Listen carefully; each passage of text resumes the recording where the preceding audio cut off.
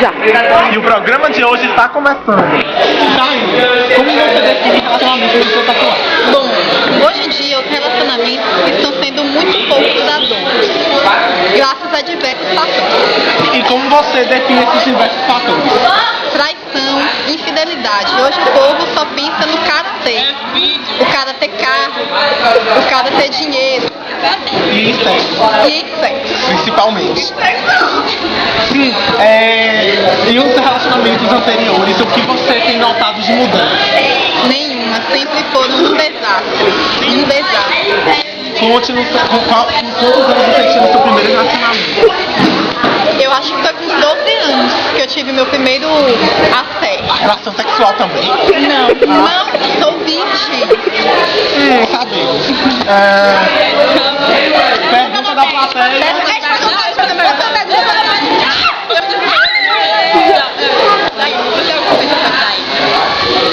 Gente, que eu saiba não. Mas isso é muito comum. Esse não tem verdade. Temos ali duas perguntas. Você ficou com raiva porque seu ex-namorado já ficou com outra? Polêmica, galera. Polêmica, essa é muito polêmica. Gente, não. Porque eu não gosto mais dele. Não gostava mais. Não gostava na época. Tudo passa. Tudo passa. Pergunta à organização.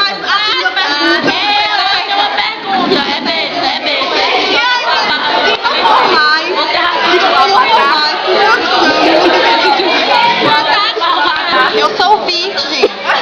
Ela é virgem, não entendendo.